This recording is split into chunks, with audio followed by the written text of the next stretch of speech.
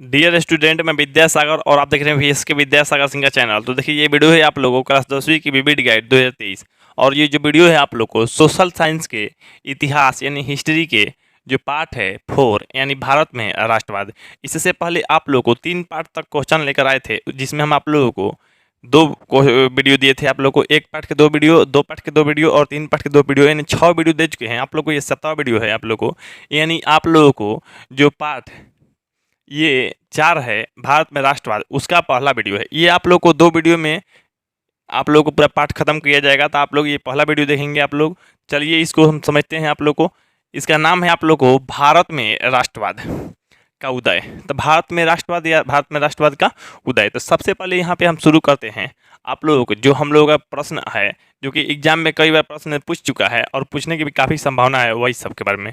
चलिए, आप लोग को वीडियो अच्छा लगेगा तो वीडियो को लाइक और चैनल को सब्सक्राइब कर लीजिएगा। हम कोशिश करेंगे पूरा डिटेल्स और फोटो के साथ बताने और दिखाने के लिए आप लोग को, ताकि आप लोग के एकदम मन में, दिमाग में, दिल में बस जाए, क्वेश्चन एग्जाम तक छूटे ही ना एक भी क्वेश्चन। चलिए यहाँ पे आप लोग देखिए, पहला जो क्वेश्चन हमारा है, सविनय अवज्ञा आंदोलन कब और किस यात्रा से शुरू किया गया था? सविनय अवज्ञा आंदोलन, देखिए आप लोगों को जैसे सविनय अवज्ञा आंदोलन कब किया गया था, कब शुरू किया गया था, कहाँ से किया गया था, कितना दिन तक चला था, क्या था इसमें, तो सारा चीज़ देख लेते हैं। तो सबसे पहले आप लोग इसका डिटेल्स देखेंगे तो तब उसके बारे में आप लोग क्वेश्चन आंसर हम लगाएंगे। तो सबसे कोई भी क्वेश्चन आंसर लगाने से पहले हम पढ़ेंगे, तब क्वेश्चन लगा लेंगे, आप लोग को समझ में भी आ जाएगा। चलिए, ये गांधी जी हैं, आप लोग को पता चल रहा है यहाँ भी गांधी जी हैं। उनके कुछ साथी हैं, विश्वसनीय साथी हैं, वो साथी भी गए थे। चलिए, क्या हुआ था आप लोग को बताते हैं। सविनय अवज्ञा आंदोलन का प्रारंभ महात्मा गांधी जी के नेतृत्व में किया गया था। सविनय अवज्ञा आंदोलन का जो मैंने नेतृत्व कहिए, या मैंने किसके नेतृत्व में सविनय अवज्ञा आंदोलन हुआ था, तो महात्मा गांधी के नेतृत्व में हुआ था।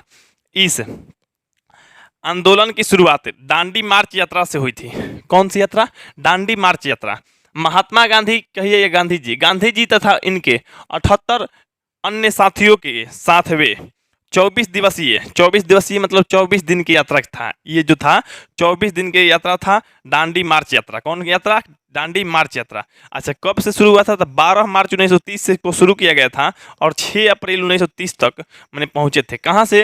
देखिए, साबरमती आश्रम से। कहाँ से? साबरमती आश्रम से। 241 मील है, 241 मील की दूरी तय कर दांडी पहुंचे। देखिए, कहाँ से शुरू किए थे?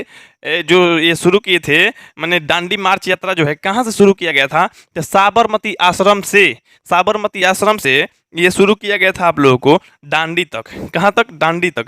मतलब साबरमती आश्रम से लेके दांडी तक के बीच की दूरी जो है 241 मील है। तो मतलब देखिए, ये 12 मार्च से शुरू किया गया और 6 अप्रैल को पहुंचे। मतलब ये साबरमती आश्रम से मतलब 12 मार्च 1930 को यात्रा शुरू किया गया और 6 अप्रैल 1930 को दांडी पहुंचे। क्या हुए? दांडी पहुंचे और औपचारिक रूप से नमक कानून का उल्लंघन किया। नमक कानून, जिसे नमक पे कानून लगा दिया गया था। अंग्रेज लोग जानता था कि नमक जो है सब लोग यूज करता है, नमक कानून था। तो नमक कानून था तो मान लीजिए नमक को यूज नहीं कर सकता था आम आदमी, उसको खरीदना पड़ता था। तो इसलिए गांधी जी भी दिमाग लगाएं कि क्या ऐसा किया जाए जो हम सभी लोग एकजुट होके अंग्रेजों से माने लड़ें या उसका विरोध करें। ठीक है, तो अब गांधी जी दिमाग लगाएं कि सबसे पहले सोचे ना, सबसे पहले सोचे नमक कानून तोड़ा जाए, क्योंकि नमक ही एक ऐसा चीज़ है जो कि हर घर में चलता है, हर घर में यूज होता है। क्या धनी, क्या गरीब, क्या बड़ा, क्या छोटा, क्या कौन सा राज्य, हर घर में चलता है नमक। तो ये सबसे पहले नमक कानून को उल्लंघन किए। क्यों? क्योंकि नमक जो है आम आदमी या सभी लोग नहीं बना सकते थे। तो ये नमक कानून का उल्लंघन किए, मतलब ये नमक बनाए अपने से, और समुद्री जल को वाष्पीकरण करके नमक बनाना शुरू किया। वाष्पीकरण करके नमक बनाया था, तो ये नमक बनाना शुरू किया। इस आंदोलन ने सविनय अवज्ञा आंदोलन की शुरुआत को चिन्हित किया। अब देखिए, आप लोगों को कौन सा माने नमक कानून जो है, नमक कानून सविनय अवज्ञा आंदोलन के क्या किया गया? तो शुरू कर दिया गया था। अब आप लोग खुद समझ सकते हैं कि यहाँ पे नमक कानून क्या है। नमक कानून का उल्लंघन किया गया या नमक कानून तोड़ा गया। मतलब नमक कानून, जो नमक नहीं बना सकते थे वो बनाया गया, और तब जाके सविनय अवज्ञा को क्या किया गया? सविनय अवज्ञा आंदोलन को चिन्हित किया गया या दिखाया गया। तो यही नमक बना रहे हैं, आप लोगों को दिख रहा होगा। खैर, जो फोटो है इनका ब्लैक एंड व्हाइट है, इसलिए स्पष्ट नहीं दिख रहा होगा, लेकिन फिर भी कुछ तो पता चल ही रहा होगा। तो चलिए, आप लोग को यहाँ पे लग रहा है आप लोग को 78 अन्य साथियों ना, तो नहीं, ये शुरुआत में 78 साथियों के साथ निकले थे। मतलब कहाँ से? साबरमती आश्रम से। जो आश्रम बनाए थे 1915 में, साबरमती आश्रम से ये 78 अन्य साथियों के साथ निकले थे, लेकिन रास्ते में इतना भीड़ हो गया, गांधी जी को हम भी देखेंगे, गांधी जी के ये आंदोलन में हम भी जाएंगे, कौन मार्च यात्रा निकाल रहे हैं हम भी जाएंगे, यहाँ दांडी मार्च यात्रा निकाल रहे थे, वो उसमें बहुते लोग शामिल हो गया, बहुते लोग गया, जाके नमक बनाया भी। तो यहाँ पे देखिए आप लोग को अब क्वेश्चन जो पूछता है, आप लोग यहाँ इतना जानने के बाद आप लोग ऐसे समझिए, देखिए हम इतिहास पढ़ाते हैं ना, इसका मतलब हर चीज का निचोड़, जैसे कंजूस लोग होता है ना, नींबू को इतना निचोड़ देता है ना तो उसमें कोई रस गारने लायक बचता नहीं है, तो उसी तरह से हम इतिहास करवा देते हैं, जो भी चीज़ पढ़ाते हैं आप लोगों को यहाँ पे निचोड़ निचोड़ के बता देते हैं, ताकि अब दूसरा कोई आप लोग को पढ़ाए ना तो उसमें से और ज़्यादा कुछ समझा या बता नहीं पाए, हर चीज़ बता देते हैं आप लोग को। हाँ, थोड़ा सा यही है कि टाइम दे के मेरा वीडियो देखना पड़ेगा, मन बना के देखना पड़ेगा, बाकी तो समझ में आ ही जाएगा, किसी को कोई दिक्कत ही नहीं होगा। देखिए अब पहला क्वेश्चन क्या था आप लोगों को कह रहा है, सविनय अवज्ञा आंदोलन कब और किस यात्रा से शुरू किया गया था? तो अब सबसे पहले आप लोगों को बताए थे ना 1930 में शुरू किया गया था, 1930 में शुरू किया गया था। अच्छा, कब शुरू किया गया था? तब 12 मार्च 1930 से शुरू करके 4 अप्रैल 1930, मतलब ये जो था 24 दिवसीय, मैं 24 दिन की यात्रा था। ये कब 1930 यहाँ भी है, 1930 यहाँ भी है, तो खैर यहाँ शुरू किए थे, मैं चलना यात्रा निकाले थे, यहाँ से आप लोग पहुँच भी गए थे, यानी 1930 में। और कहाँ? ये दांडी, कहाँ? दांडी। यहाँ पे देखिए आप लोग, शुरुआत जो है कहाँ से किया गया? दांडी मार्च यात्रा से। कौन कौन यात्रा से? दांडी मार्च यात्रा। यही तो पूछ रहा है किस यात्रा से शुरू किया गया, तो दांडी मार्च यात्रा से शुरू किया गया। दांडी मार्च यात्रा कब? तो 1930 में। तो आप लोगों को कब और किस यात्रा तक?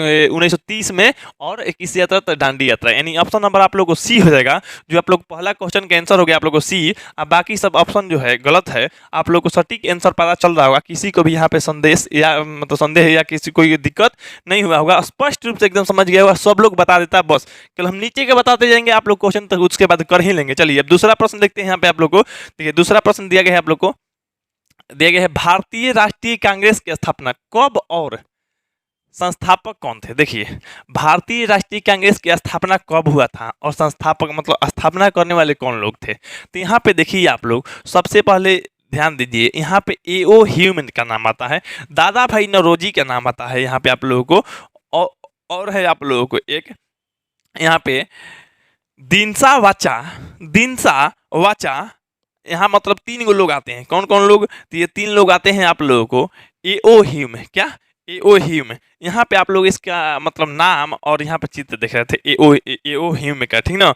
अच्छा, यहाँ पे उसके बाद दादा भाई नौरोजी, यहाँ पे नाम देख रहे हैं दादा भाई नौरोजी, और उसके बाद दिनसा वाचा। ये दिनसा वाचा नाम तो स्पष्ट नहीं दिख रहा है, लेकिन इनका फोटो देख लीजिए, नाम तो यहाँ लिखे है, यहाँ भी लिखा गया, स्पष्ट दिख नहीं रहा होगा। अब चलिए अब हम बताते हैं आप लोग को। यहाँ कांग्रेस के आप लोग जानते होंगे पंजा छपे, यहाँ पे देख सकते हैं पंजा छपी इस तरह से। अब देखिए यहाँ पे डिटेल्स पढ़िए। कांग्रेस की स्थापना ब्रिटिश राज्य में, ब्रिटिश राज्य मतलब उस समय अंग्रेजी राज व्यवस्था था, मतलब अंग्रेज यहाँ मालिक था, मतलब इंडिया के लोग यहाँ के लिए गुलाम की तरह थे, मतलब इंडिया के ऊपर अंग्रेजों का शासन चलता था, तो इसलिए कहा जा रहा है ब्रिटिश राज्य। तो ब्रिटिश राज्य में 28 दिसंबर 1885, ये याद रख लीजिए, आप लोग को एग्जाम में एकदम आएगा ही आएगा, 1885 भारतीय राष्ट्रीय कांग्रेस की स्थापना कब हुआ था? 1885। डेट दे दे तो और अच्छा है, यानी 28 दिसंबर 1885 को हुई थी। इसके संस्थापकों में ए.ओ. Hume, A.O.. ह्यूम जो थे थियोसोफिकल सोसाइटी के प्रमुख सदस्य थे, थियोसोफिकल सोसाइटी के प्रमुख सदस्य थे ए.ओ. ह्यूम। उसके बाद दादा भाई नौरोजी और दिनसा वाचा थे, कौन थे? दिनसा वाचा शामिल थे, ये संस्थापक में थे, माने स्थापना करने में थे। यहाँ पे देखिए आप लोग, यहाँ पे दिया गया भारतीय राष्ट्रीय कांग्रेस की स्थापना कब, तो कब का बात है, तो आप लोगों को 28 दिसंबर 1885, 1885 हो गया, इसी में 1885 है। अच्छा चलिए वर्ष का तो पता चल गया था, इसमें जो है 1885 में हुआ था। और इसके संस्थापक कौन थे? तो ए.ओ. ह्यूम थे, कौन थे? ए.ओ. ह्यूम। हालांकि ए.ओ. ह्यूम के अतिरिक्त अन्य भी लोग थे, ए.ओ. ह्यूम थे, दादा भाई नौरोजी थे और दिनसा वाचा थे। यानी कहने का मतलब जो हो जाएगा आप लोग को, ये तीनों नाम रहना चाहिए था, लेकिन फिर भी कोई दिक्कत नहीं है, नहीं है तो ए.ओ. ह्यूम है ना, तो यही आप लोग को ऑप्शन हो जाएगा। अब बीबीडी जो गाइड दिया गया है वही को हम लिखे हैं, हम अपना से कहे लिए अपना ऑप्शन पैदा करते चलें जी। मैंने क्वेश्चनवा के संगे हमारा शादी हुआ है क्या, हम क्वेश्चन पैदा कर दें, ऑप्शन पैदा कर देता। आप लोग को जो दिया गया है उसी में से बता देना है, 1885 में और ए.ओ. ह्यूम, जो कि ऑप्शन नंबर आप लोग को बी हो जाएगा। दूसरा का जो आंसर हो गया आप लोग को बी, इसका आंसर साक्षात आप लोगों को दिख रहा था। चलिए अब हम 3 नंबर प्रश्न को देख लेते हैं। इसी तरह से आप लोग को बताएंगे, आप लोगों को क्वेश्चन पढ़वाएंगे, उसके डिटेल्स बताएंगे, फिर तो आप लोग को समझ में आ ही जाएगा। देखिए, नमक कानून तोड़ने के लिए गांधी जी ने कौन सा स्थान चुना? वाह, ये तो मस्त क्वेश्चन दे दिया। अब देखिए, नमक के कानून को तोड़ना है तो ये आप लोग को बता रहे थे कि साबरमती आश्रम से ये दांडी गए थे। दांडी क्या करने गए होंगे? डांडिया खेलने? डांडिया खेलने गए होंगे थोड़े। ये गए थे क्या करने? तो नमक कानून तोड़ने। नमक कानून तोड़ने या नमक कानून का उल्लंघन करने गए थे। तो ये आप लोग को आंसर तो दिख रहा है, लेकिन फिर थोड़ा सा डिटेल्स पढ़ लेते हैं। यहाँ पे देख सकते हैं, यहाँ गांधी जी है, हम लोग के हैं गांधी जी। इनके साथ देखिए अनेकों भीड़ है इनके साथ में। अब खुद आप देख सकते हैं कि गांधी जी के साथ अनेकों भीड़ है, तो भीड़ जो है रास्ते में बढ़ती गई थी। आप लोग को बताए हैं कि भीड़ जो है रास्ते में एकदम बढ़ती गई, बढ़ती गई, बढ़ते बढ़ते इतना ज़्यादा भीड़ हो गया। अब देखिए यहाँ पे आप लोग को जो डिटेल्स है, दांडी यात्रा यानी नमक सत्याग्रह। दांडी यात्रा यानी नमक सत्याग्रह की शुरुआत 12 मार्च 1930 को हुई थी। कब हुआ था? 12 मार्च 1930 को हुआ था। महात्मा गांधी के नेतृत्व में 24 दिन का यह अहिंसा मार्च 6 अप्रैल को दांडी पहुंचा। वाह, ये थोड़ा मतलब अलग तरीका से हम लिखे हैं आप लोग को, ताकि मैंने पहचान में आए आप लोग को। ऐसे हम आप लोग को बताए ही थे कि 12 मार्च 1930 को ये दांडी से मतलब साबरमती आश्रम से शुरुआत किया गया था। जो दांडी मार्च यात्रा है, और वो मैंने ये पहुंचा था दांडी में 6 अप्रैल 1930 में पहुंचा था, ठीक ना। दांडी पहुंचे और अंग्रेजों के बनाया गया नमक कानून तोड़े। नमक कानून तोड़े मतलब अंग्रेज लोग नमक कानून बनाया था, मतलब नमक कानून का ये उल्लंघन किए। लेकिन कहाँ से? तो दांडी से। कहाँ से? दांडी से। यानी आप लोग ऑप्शन जो हो जाएगा आप लोग को, ऑप्शन नंबर बी, तीसरा का आंसर बी हो गया। आप लोग को साक्षात समझ में आ रहा होगा। यहाँ पे देखिए तो जी, बम्बई या सूरत दिल्ली दिया है, इसका नाम आया है। आप लोग एकदम पढ़ते या मेरा वीडियो देखते एकदम बना लेंगे। आप लोग भूलने वाले नहीं है, बस वीडियो एक बार देख लीजिए, काम हो जाएगा। किसी को भी दोबारा भी देखने की जरूरत नहीं पड़ेगा, ये बात जान लीजिए। तो आप लोग का जो तीसरा का आंसर हो जाएगा आप लोग को ऑप्शन नंबर बी हो गया। आप फोटो भी दिखा दे रहे हैं ताकि जो भी चीज घटना हुआ है, आप लोग को एनसीईआरटी बुक पढ़ते होंगे या कोई अन्य प्राइवेट पब्लिकेशन का, तो यहाँ आप लोग को फोटो देखने के लिए नहीं मिलता है। हो सकता है आप लोग को टीचर पढ़ाए हो या नहीं, आप लोग पढ़े हो या नहीं, लेकिन हमारा वीडियो देख रहे हैं तो फिगर भी देख रहे हैं, और साथ ही साथ आप लोगों को क्वेश्चन पढ़ने के मिल रहा है। आप मेरे साथ पढ़ रहे होंगे तो आप लोगों को विश्वास और आप लोगों को हर चीज़ को ध्यान में रखते हुए पढ़ रहे होंगे, तो आप लोगों को वीडियो भी अच्छा लगता होगा। जो भी है, अच्छा लगता है या नहीं लगता है, लेकिन नॉलेज आप लोग को मिल रहा है, ये बात की गारंटी हम देते हैं। वीडियो अच्छा लगे ना लगे वो आपके ऊपर है, ठीक। हम जादू करके दिखाते हैं, डांस करके दिखाते हैं, कॉमेडी बनाते हैं तो अच्छा तो लगभग करता, लेकिन पढ़ाई नहीं जी, पढ़ाई तो हम लोग को पढ़ना है। यहाँ पे देखिए, बंगाल का विभाजन कब हुआ था? देखिए क्या मस्त क्वेश्चन है। बंगाल विभाजन 16 अक्टूबर, हमारा बर्थडे 16 अक्टूबर के भाई बंगाल को बांट दिया था हमारा बर्थडे के दिन, लेकिन हम उस समय थे नहीं, ठीक ना, ये बात याद रखिए। लेकिन 16 अक्टूबर को ये बंगाल विभाजन किया गया था। तो 16 अक्टूबर 1905 में किया गया था। कब? 16 अक्टूबर 1905 को। यहाँ पे लिखा गया है, आप लोग को शायद दिख भी रहा होगा, है ना। चलिए, तो बंगाल विभाजन हुआ था, तो इसमें बांटा गया बंगाल को 2 भागों में। बंगाल को 2 भागों में बांटा गया। एगो कहा गया पश्चिम बंगाल, एगो कहा गया पूर्वी बंगाल। एगो के पश्चिम बंगाल, एगो के पूर्वी बंगाल। ये पश्चिम बंगाल अभी भारत में है, और ये पूर्वी बंगाल जो है आज बांग्लादेश बन गया है। क्या बन गया है? बांग्लादेश बन गया है। यहाँ पे देखिए आप लोग, ये वेस्ट बंगाल और ये ईस्ट बंगाल। यहाँ पे देखिए आप लोग को पश्चिम बंगाल को नाम मतलब दार्जिलिंग पड़ा, है ना। उसके बाद इसमें बिहार भी आया और उड़ीसा भी आया, मतलब 3 आया। एगो पश्चिम बंगाल जिसका नाम दार्जिलिंग था, बिहार और उड़ीसा, ये सब भी आया। इसकी राजधानी तीनों की कहाँ थी? कलकत्ता थी। कहाँ थी? कलकत्ता, ठीक। अच्छा, जनसंख्या, अब कहिए ना कि सर बिहार जो है, बिहार तो मतलब बंगाल में था, तो हाँ, बिहार की स्थापना जब हुआ, मतलब ये हुआ था आप लोग को 22 मार्च आप लोगों को 1912 को हुआ। 22 मार्च 1912 को हुआ ना। चलिए, यहाँ पे देखिए, राजधानी कलकत्ता, है ना। जनसंख्या जो है 5,40,00,000, जनसंख्या काफ़ी अधिक था उतना मैंने, लेकिन फिर भी क्षेत्रफल भी काफ़ी बड़ा था। यहाँ पे देखिए 4,20,00,000 हिंदू थे और 90 लाख मुसलमान थे। और 90 लाख मुसलमान मतलब अल्पसंख्यक, मतलब थोड़ा संख्या में, ठीक ना। यहाँ हिंदू हैं जो 4,20,00,000 है, मतलब बहुसंख्यक है। हालांकि बंगाली भाषा में मैंने अल्पसंख्यक है बंगाली भाषा वाला। अब देखिए इसमें आते हैं पूर्वी बंगाल में। जब पूर्वी बंगाल में असम ना, पहले बंगाल विभाजन के हिस्सा नहीं था, लेकिन असम माने उस क्षेत्र में था। राजधानी था ढाका। क्या? ढाका। अब तो बांग्लादेश पूरा बन गया है एकदम। अब राजधानी अभी भी ढाका ही है वहाँ का। है जो कलकत्ता है, जो कलकत्ता ये पश्चिम बंगाल का राजधानी हो गया है। अब इसका नाम चेंज हो गया, कोलकाता हो गया है, कोलकाता, ठीक ना। अब देखिए जनसंख्या का बात करेंगे तो 3 करोड़ 10 लाख है, 3 करोड़ 10 लाख। यहाँ जनसंख्या है 5 करोड़ 40 लाख, लेकिन उधर जो जनसंख्या था पूर्वी बंगाल में 3 करोड़ 10 लाख था।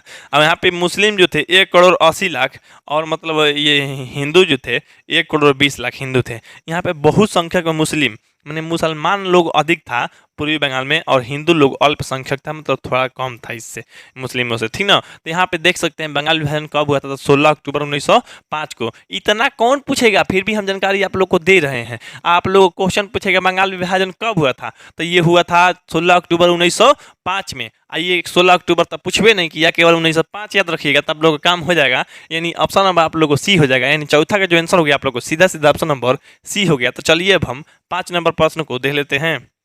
यहाँ पे देखिए कुछ और बात भी दिया गया है। ये तो आप लोग को फोटो था, फोटो वाला ही बता दिए, आप लोग खुश भी हो गए तो अतने का आता है नहीं, मेरे द्वारा लिखा गया बात देखिए।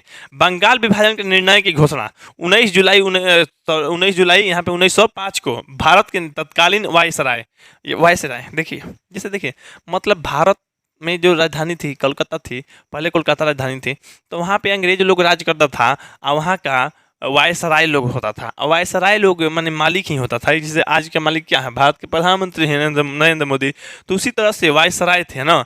वायसराय कर्जन, यहाँ पे कर्जन दिया है, नाम इनका पूरा नाम है लॉर्ड कर्जन। क्या है, लॉर्ड कर्जन। यहाँ पे कर्जन के द्वारा किया गया था, लॉर्ड कर्जन के द्वारा। अब देखिए कोई पूछ सकता है आप लोग को, इंटर मैट्रिक में दे या ना दे, आप लोग को इंटर में देता है, नहीं तो कंपटीशन में देता है कि बंगाल विभाजन किसके द्वारा किया गया था, तो लॉर्ड कर्जन के द्वारा किया गया था। अच्छा, एक मुस्लिम बहुल बहुलत होगा प्रांत का सृजन करने के उद्देश्य से ही भारत के बंगाल को 2 भागों में बांट दिया गया।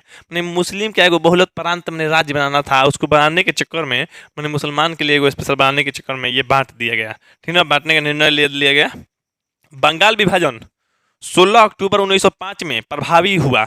इतिहास में इसे बंगाल बंग भंग के नाम से भी जाना जाता है।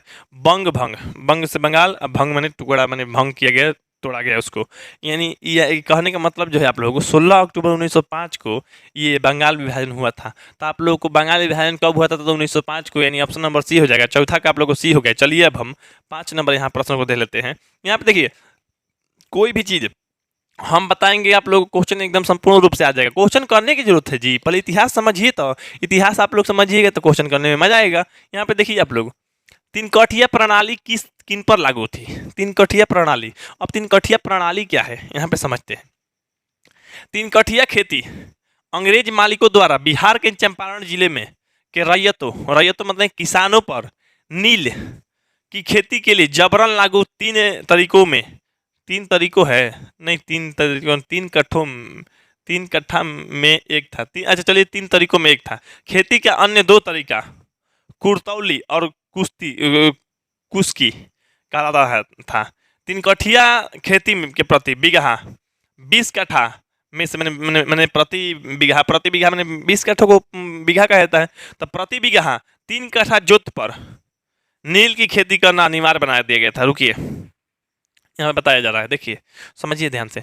जैसे अंग्रेज लोग जो था यहाँ से नील ले जाता था भारत से।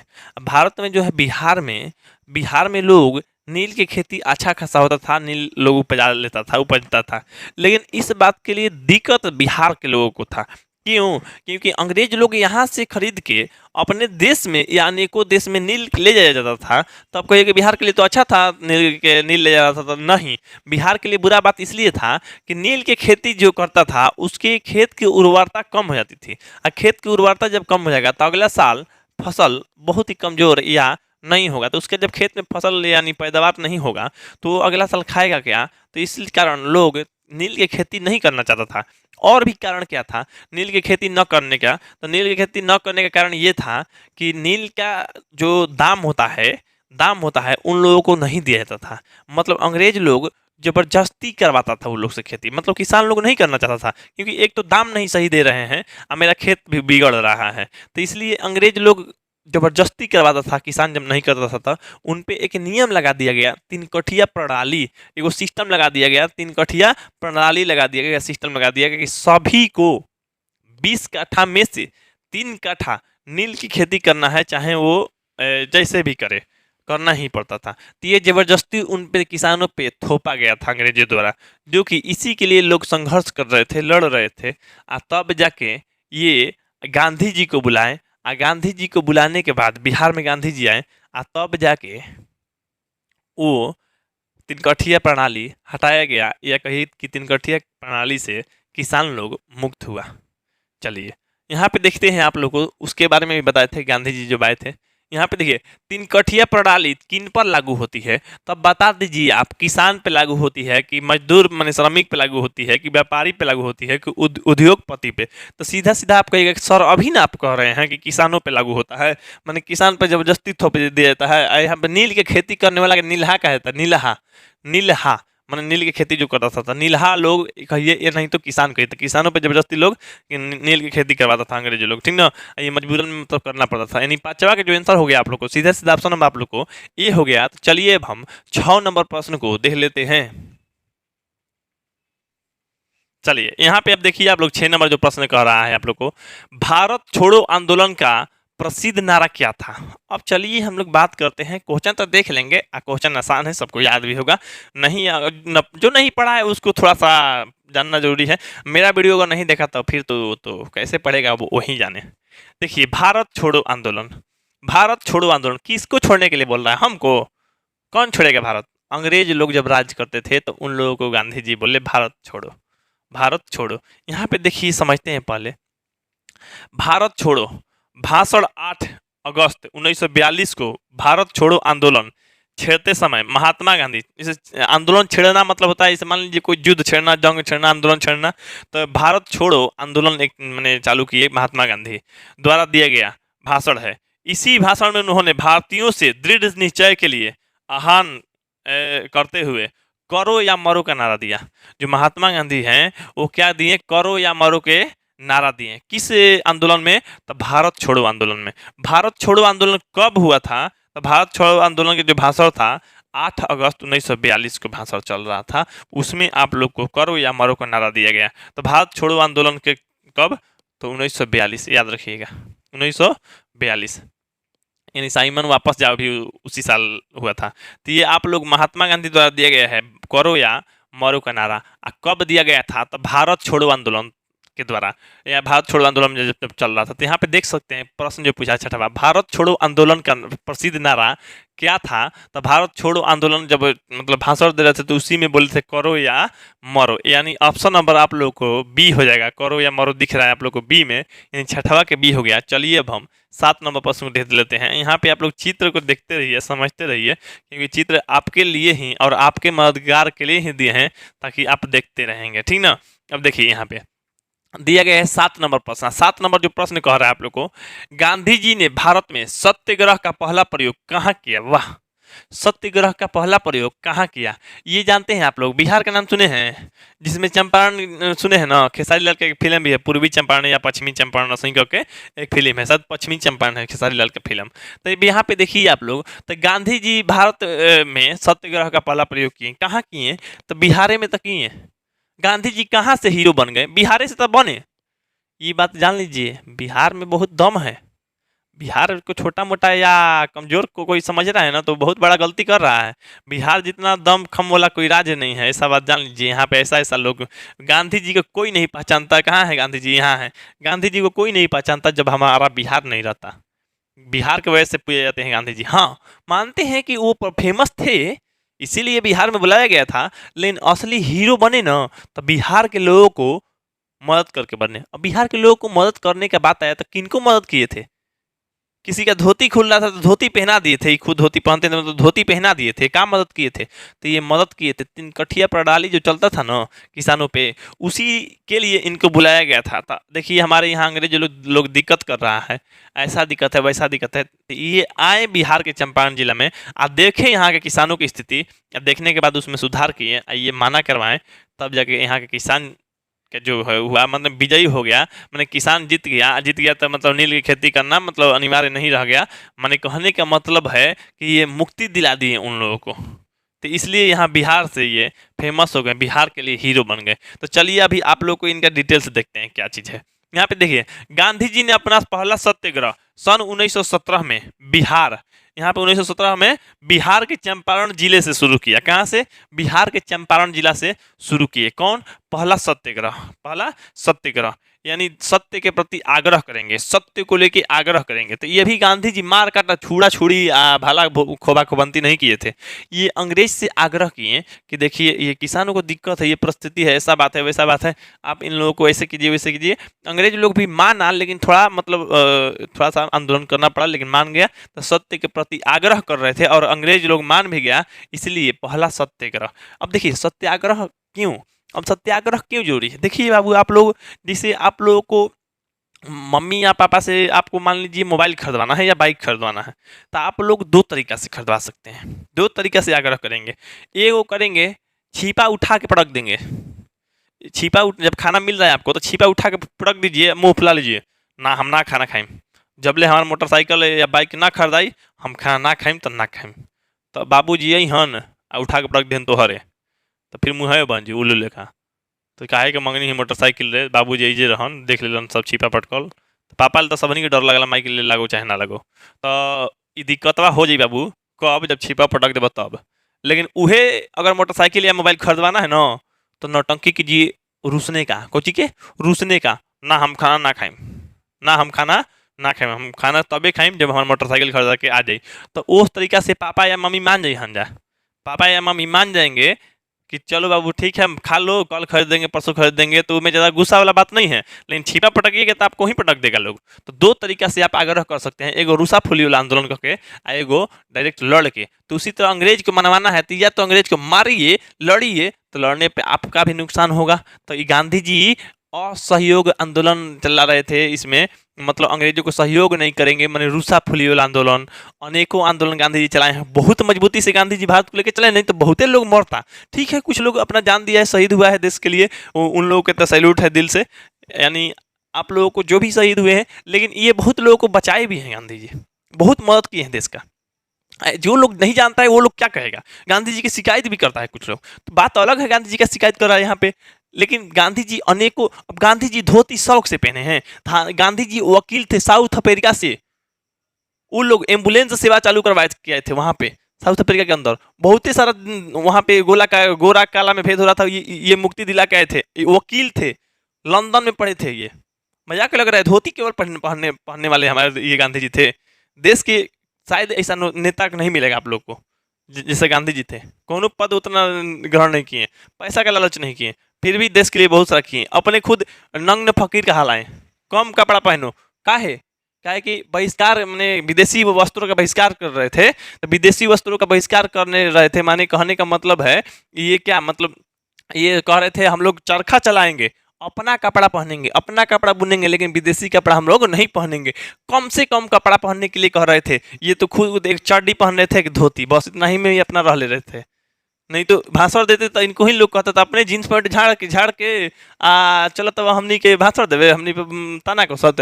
तो इसलिए खुद सोच सकते हैं कि ये इस तरह के हालत में भी देश को लेके चले हैं।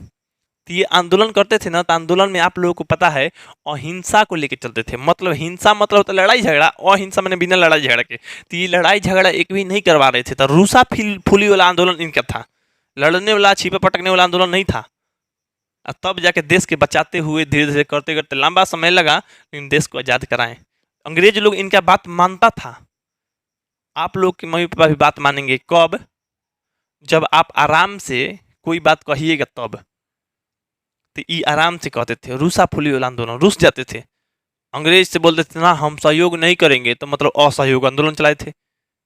बताएंगे आप लोगों को, टेंशन काहे लिए ले रहे हैं हम, है ना। देखिए यहाँ पे समझते हैं आप लोग को। तो बिहार के चंपारण जिले से शुरू हुआ, मैंने पहला सत्याग्रह इनका, फिर सक्सेस भी हुआ, सफल भी हुआ, जीत भी गए। अंग्रेज यहाँ के नील बगान के मालिकों का शोषण किया करते थे। नील बगान, जहाँ नील की खेती होता था वहाँ के क्या मालिकों को शोषण करते थे, मतलब नील की खेती जबरन करवाते थे अंग्रेज लोग। तीन कठिया खेती, अब अभी बताए थे आप लोग कुछ देर पहले, तीन कठिया प्रणाली या तीन कठिया खेती अंग्रेज मालिकों द्वारा बिहार के चंपारण जिलों के रैयतों मतलब किसानों पर नील की खेती के लिए जबरन लागू 3 तरीकों का में से एक था। ये तो पढ़े थे, वो लाइन लिखे थे उसी समय। खेती की अन्य 2 तरीका कुर्तौली और कुस्की कहलाता था। तीन कठिया खेती के प्रति बीघा, माने प्रति बीघा 3 कट्ठा जोत पर नील की खेती करना अनिवार्य था। मैंने 20 कट्ठा में से 20 कट्ठा को एक बीघा का था, 20 कट्ठा में से 3 कट्ठा पे नील की खेती करना था। तो आप लोग खुद समझ सकते हैं। अब बता दीजिए, गांधी जी जो थे भारत में सत्याग्रह का पहला प्रयोग कहाँ किए होंगे? तो बिहार के चंपारण जिला में। यानी आप लोग को ऑप्शन नंबर क्या हो जाएगा? ए हो जाएगा कि नहीं? तो 7वां का जो आंसर हो गया आप लोग को, सीधा सीधा ऑप्शन नंबर आप लोग को ए हो गया। तो चलिए अब हम यहाँ पे 8 नंबर प्रश्न को देखते हैं। यहाँ पे देखिए 8 नंबर जो दिया गया है आप लोग को, किस घटना के विरोध में महात्मा गांधी ने अपनी कैसर ए हिंद की उपाधि त्याग दी? अब देखिए एक उपाधि थी, इनको मिला था कैसर ए हिंद, कैसर ए हिंद की उपाधि, कैसर ए हिंद की उपाधि आप लोग देख सकते हैं। कैसर ए हिंद की उपाधि इनको मिला था महात्मा गांधी को। ये अंग्रेज लोग देता है, कैसर ए हिंद की देता है नहीं, देता था। कैसर ए हिंद की उपाधि इनको मिला था महात्मा गांधी को। ये क्या हुआ कि ये वापस कर दिए, उपाधि लौटा दिए। अब बताइए, जैसे हम आपके घर गए और आपके पापा हमको कोई पुरस्कार दिए कि लीजिए सर, आप मेरे बेटा को, मेरी बेटी को पढ़ाए हैं इतना अच्छा से, इतना मन लगा के कि मेरी बेटी टॉप की है, मेरी बेटा टॉप किया है, अच्छा नंबर लाया है, मैट्रिक में इंटर में अच्छा कर रहा है। आपको हम मेडल पहनाते हैं या आपको कोई पुरस्कार देते हैं या मेरे लिए कुछ गिफ्ट देते हैं, ठीक। अच्छा, और वही कल जाके बोलने लगे ना कि विद्यासागर एकदम छोटा आदमी है, विद्यासागर कोई बात मानेंगे नहीं। विद्यासागर कितना भी मेरे लड़का को बोलेगा कि पढ़ाइए, हम नहीं पढ़ाएंगे, उसको ये नहीं कराएंगे, ये नहीं कराएंगे, तो हम कहेंगे मालिक भाई आपन पुरस्कार जो दिए थे ले जाइए। आप क्यों दिए थे? जब हम आपके लड़के को मेहनत कराए थे, मतलब उस समय हम अच्छे थे, अभी हम गंदे बन गए, तभी ना आप मेरे से मैंने इसे गुस्सा है, चाहे मेरे बारे में गलत बोल रहे हैं, मेरा बात नहीं मान रहे हैं। हम कहेंगे आप अपने लड़के को डॉक्टर बनाइए, ऐसे पढ़ाइए, वैसे पढ़ाइए, और मेरा बात नहीं मानेंगे आपके गार्जियन, तो हम क्या करेंगे? जो पुरस्कार दिए हैं ना हम दे देंगे। तो लीजिए, जब मेरा वैल्यू नहीं है, तो जब मेरा वैल्यू नहीं है तो आपका ये पुरस्कार का भी वैल्यू नहीं है। अपना पुरस्कार अपने पास रखिए, ले जाइए अपना पुरस्कार। तो गांधी जी उसी करते थे। गांधी जी की बात नहीं माना गया ना, तो गांधी जी की जब बात नहीं माना गया तो गांधी जी क्या किए ना, जो उनको अंग्रेज लोग पुरस्कार दिया था, ये कहा ले जाइए पुरस्कार, कैसर ए हिंद ले जाइए। कैसर ए हिंद के कोई वैल्यू नहीं है, कैसर ए हिंद के कोई वैल्यू नहीं है जब हमको वैल्यू नहीं है। नहीं तो मेरा वैल्यू तो मान लीजिए, मेरा वैल्यू है तो मेरा बात मानिए, नहीं तो हम कैसर ए हिंद की उपाधि लायक नहीं है। वही ना जी, माने मान लेंगे, हम मान लेंगे क्या? तो हम उस उपाधि लायक नहीं थे, इसलिए आप मतलब मेरा बेइज्जत कर रहे हैं या कुछ भी, आप ले जाइए, इस उपाधि लायक नहीं थे। मतलब लोग त्याग देता है, ये नहीं कि माने कोई जैसे फ्री में दे देगा, लीजिए हम कुछ दिन रख रहे हैं, कुछ दिन आप रखिए, कुछ दिन आप रखिए। सरस्वती पूजा रख रहे हैं, कल हमारा दुआरी पर, परसों दिन उनका दुआरी पे, तरसों दिन उनका दुआरी पे रखा जी। जेकर द्वार के आगे जितना जगह फैल बा उतने उकरे आगे रखा जी। ये सब नहीं है। मैंने कैसर उपाधि मिला था तो गांधी जी को ही मिला था। कुछ खास चीज करेंगे तभी ना कैसर हिंद को उपाधि मिलेगा।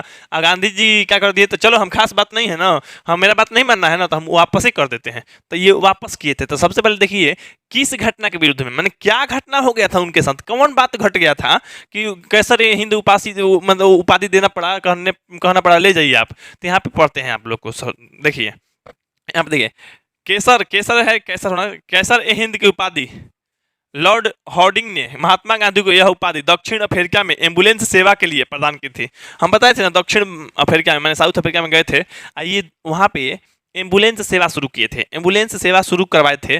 तब उनको ये लॉर्ड हॉर्डिंग, जो अंग्रेज का कोई होगा, लॉर्ड हॉर्डिंग क्या किया था, ये आप लोग को दक्षिण अफ्रीका में क्या किया था, गवर्नर जनरल होगा, गवर्नर जनरल है ना, ये उपाधि दिया था, कैसर ए हिंद की उपाधि दिया था एम्बुलेंस सेवा शुरू कराने के लिए। तो एम्बुलेंस सेवा शुरू कराए, उस समय अच्छा लग रहे थे गांधी जी, बाद में खराब हो गए, तो इसलिए ठीक किए, वापस कर दिए थे। अब देखिए असहयोग आंदोलन, यही तो बता रहे हैं हम अंग्रेज को सपोर्ट नहीं करेंगे। मतलब मान लीजिए आपके पापा हमको गिफ्ट दिए हैं, तो आपके पापा को हम सपोर्ट नहीं करेंगे, उनका उपाधि दे देंगे, उनका जो पुरस्कार है दे देंगे, तो ले जाइए अपना उपाधि भाड़ में जाए, आप रखिए, जब हमारा बात नहीं मानना है तो उसी तरह से आप लोगों को यहाँ पे असहयोग आंदोलन, मतलब हम सपोर्ट नहीं करेंगे, हम आपका बात नहीं मानेंगे, असहयोग माने सहयोग नहीं करेंगे ना। तो यहाँ पे देखिए असहयोग आंदोलन का शुरुआत महात्मा गांधी द्वारा अपनी कैसर ए हिंद की उपाधि को लौटाकर प्रारंभ किया। मैंने कैसर ए हिंद की उपाधि लौटा दिया, तो आप ले जाइए, ले लीजिए अपना, तब जाके ये असहयोग आंदोलन का शुरुआत किए। क्या किए? असहयोग आंदोलन। इस आंदोलन को मैंने शुरू करने से पहले महात्मा गांधी ने ब्रिटिश सरकार द्वारा प्रथम विश्व युद्ध में सहयोग के बदले अंग्रेजों द्वारा दी गई कैसर ए हिंद की उपाधि को लौटा दिया। मैंने कैसर हिंद के जो ये प्रथम विश्व युद्ध में सहयोग किए थे गांधी जी। प्रथम विश्व युद्ध में सहयोग इसलिए कर रहे थे हम लोग अंग्रेज को, तो हम लोग को लगता था कि ये आज़ाद करवा देंगे, हमको छोड़ देंगे, इसलिए प्रथम विश्व युद्ध में भारत मदद भी किया था मैंने इंग्लैंड को। लेकिन फिर भी मैंने हर चीज़ देखते हुए उनको कैसर हिंद की उपाधि गांधी जी को दिया गया। ये जब गांधी जी मतलब थे, बात नहीं लोग मानते थे, तक ये असहयोग आंदोलन शुरू करना चाहते थे।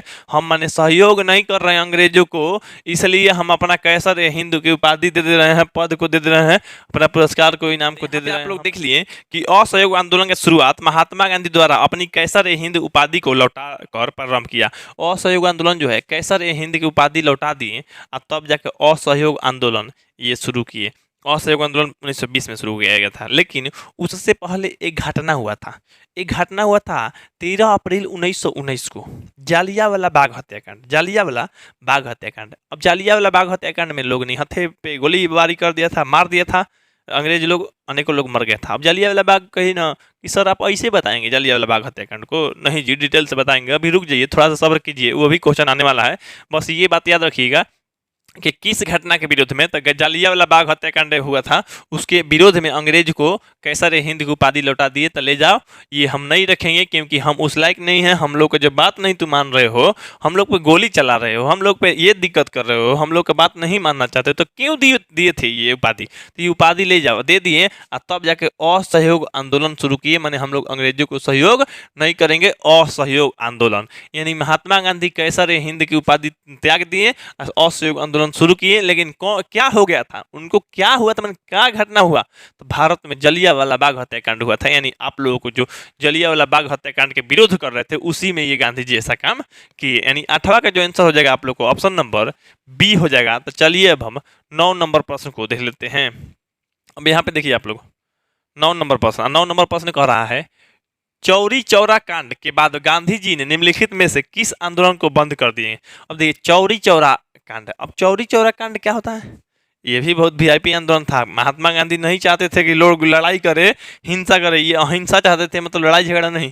कोई भी आंदोलन हो, रूसा फुली वाला आंदोलन हो, आराम से हो जाए, कोई भी तुंग तड़ांग आंदोलन में मारकट ना हो, ये गांधी जी चाहते थे। लेकिन हो गया ऐसा ही, इसलिए ये क्या किए, ये एक आंदोलन था वो बंद कर दिए। कौन सा आंदोलन है बताते हैं आप लोगों को डिटेल्स में। यहाँ पे देखिए चौरी चौरा उत्तर प्रदेश में गोरखपुर के पास एक कस्बा था। कस्बा माने गांव था, गांव कस्बा नगर हिलैलू गली गली देखा ही के मचेला खलबली किस्ता है ना, लाल घाघरा वाला गाना एगो, तो उसे ही कस्बा एगो गांव था, जहां 4 फरवरी 1922 को भारतीयों ने ब्रिटिश सरकार की एक पुलिस चौकी को आग लगा दी थी। अब देखिए ध्यान दीजिए, यहाँ दिया गया है भारतीयों ने। भारतीयों ने माने इंडिया के आदमी, इंडिया के आदमी ताड़ी उड़ी कहाँ पे लिए थे जी? अब देखिए क्या हुआ था, ब्रिटिश सरकार के जो पुलिस चौकी था वहाँ पे आग लगा दी थी, जिसमें मैंने जिससे उसमें छुपे हुए 22 पुलिसकर्मी जिंदा जल के मर गए। 22 गो पुलिसकर्मी जिंदा जल के मर गए। इस घटना को चौरी चौरा कांड के नाम से जाना जाता है। चौरी चौरा हत्याकांड कहा जाता है, या चौरी चौरा हत्याकांड एक कांड है। चौरी चौरा की घटना से क्षुब्ध होकर महात्मा गांधी ने 12 फरवरी 1922 को असहयोग आंदोलन वापस लेने का ऐलान कर दिया। असहयोग आंदोलन 1920 में शुरू किया गया था, लेकिन 1922 में ये ऐसा घटना घट गया कि लोग, भारत के लोग एक पुलिस स्टेशन को घेर लिया, घेर के उसमें आग लगा दिया और आग लगा दिया तो उसमें पुलिस लोग जल के मर गया, जल के मर गया। अब बताइए तो इतना खराब घटना हुआ कि नहीं? 22 को पुलिस मर गया। अब इतना खराब घटना हुआ, जो गांधी जी लड़ाई झगड़ा नहीं चाहते थे, खून खराबा होने लगा। तो इसलिए क्या किए गांधी जी, अपना जो असहयोग आंदोलन था, असहयोग आंदोलन को वापस लेने का ऐलान कर दिया। माने हम लोग असहयोग आंदोलन वापस ले रहे हैं, बंद कर रहे हैं, हम लोग अभी आंदोलन नहीं करेंगे। और इन्होंने 5 दिनों तक उपवास पर रहने का फैसला किया। उपवास माने मतलब हम लोग खाना पीना नहीं खाएंगे पिएंगे, तो इस कारण मैंने उपवास। तब यहाँ पे देखिए आप लोग सीधा यहाँ पे समझ सकते हैं कि चौरी चौरा हत्याकांड आप लोगों को कब हुआ था? 4 फरवरी 1922 को। ये प्रश्न आप लोग को दे सकता है कब हुआ था, ठीक ना। अब यहाँ पे देखिए कौन सा आंदोलन हुआ था, कौन सा आंदोलन बंद हुआ था? देखिए तो आंदोलन नहीं, कांड हुआ था, चौरी चौरा कांड। कौन से घटना को आंदोलन के उपरांत? तो चल रहा था असहयोग आंदोलन, असहयोग आंदोलन के दौरान ही लोग मैंने इंडिया के लोग पुलिस में चौकियों को घेर लिया, अंग्रेज ब्रिटिश पुलिस चौकियों को, और उसमें 22 को जिंदा जला दिया। तब जाके असहयोग आंदोलन क्या कर दिया, बंद कर दिया गया। तो किस आंदोलन को बंद किया गया था? तो असहयोग आंदोलन को बंद किया गया था, यानी ऑप्शन नंबर आप लोगों को सी हो जाएगा। जो 20 कैंसर हो गया आप लोगों को, सीधा सीधा ऑप्शन नंबर सी हो गया। यहाँ पे चित्र के माध्यम से देख रहे हैं, ये घटना है, लोग यहाँ दौड़ा दौड़ी हो रहा है ना भगवंती। तो आंदोलन मैंने इस तरह से करता था। महात्मा गांधी है, यहाँ शहीद स्मारक चौरी चौरा है, मैंने जो लोग पुलिस लोग शहीद हुआ था वहाँ में इसमें स्मारक बना दिया गया है, ठीक ना। चलिए यहाँ पे आप लोग 9 का हो गया आप लोग ऑप्शन नंबर सी। चलिए हम 10 नंबर प्रश्न को देख लेते हैं। देखिए 10 नंबर यहाँ पे देखिए दिया गया आप लोगों को, जलियांवाला बाग हत्याकांड की जांच के लिए सरकार ने समिति मैंने किस समिति के गठन किया। अब देखिए जलियांवाला बाग, तो सबसे पहले जलियांवाला बाग का नाम आ गया ना, तो इसको डिटेल से देखते हैं। देखिए जलियांवाला बाग हत्याकांड क्या था, देखिए आपको बताते हैं सीधा सा बात। शहर में एक नियम लगा दिया गया, पहले आप लोगों को पढ़ लेते हैं उसके बाद बताते हैं। भारतीयों द्वारा संचालित मतलब भारतीयों द्वारा जो चल रहा था, संचालित की जाने वाली उपनिवेश विरोधी कार्यवाही। उपनिवेश विरोधी मतलब देखिए, मतलब ये उपनिवेश माने हम लोग का ब्रिटिश साम्राज्य के उपनिवेश था यहाँ पे भारत में, मैंने राज कर रहा था। तो हम लोग उन लोग का भी विरोध करे, तो हम लोग के पास से अंग्रेज लोग नहीं रहेगा, अंग्रेज जाएगा, अंग्रेज क्या करेगा हम लोग के पास रह के। तो अंग्रेज को भगाने के लिए हम लोग विरोध कर रहे थे।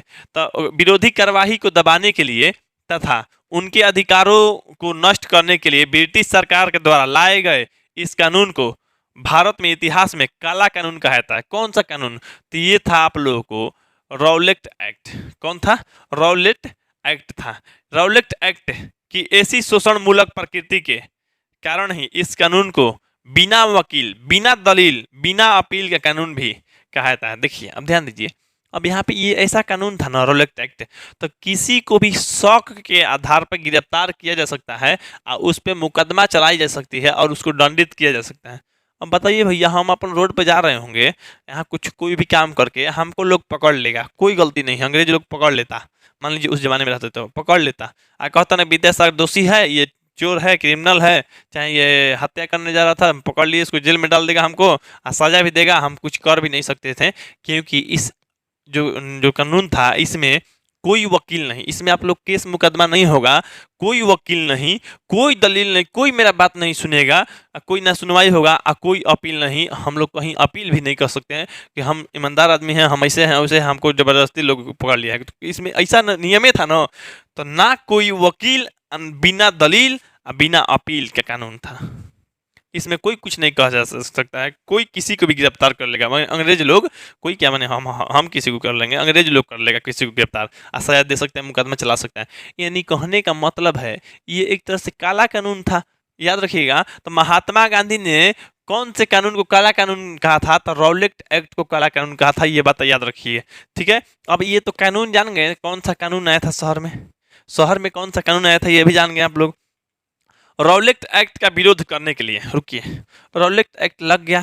अब रॉलेट एक्ट का विरोध करने के लिए, विरोध करना चाहता था लोग, अब भारतीय के लोग विरोध करेगा जी, तो ये कौन नियम है जी, हमको चलते चलते आप गिरफ्तार कर लीजिएगा, हम कुछ कर भी नहीं पाएंगे। तो यहाँ पे देखिए रॉलेट एक्ट का विरोध करने के लिए एक सभा हो रही थी, मतलब सभा मैंने सब लोग जुटा और उसमें सभा कर रहा था, जिसमें जनरल डायर नामक एक अंग्रेज ऑफिसर ने अकारण उस सभा में उपस्थित भीड़ पे गोलियां चलवा दी।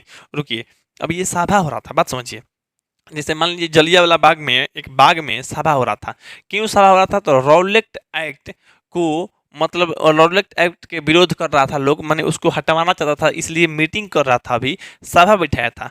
एक नियम आप लोग को और लग चुका था शहर में, तो कोई भी सभा नहीं कर सकता है, कोई भी सभा नहीं कर सकता है। मैंने ये जो भी मैंने जो लोग विरोध कर रहा था, तो इसके लिए नियम लगा दिया है, तो शहर में कोई भी सभा नहीं कर सकता है।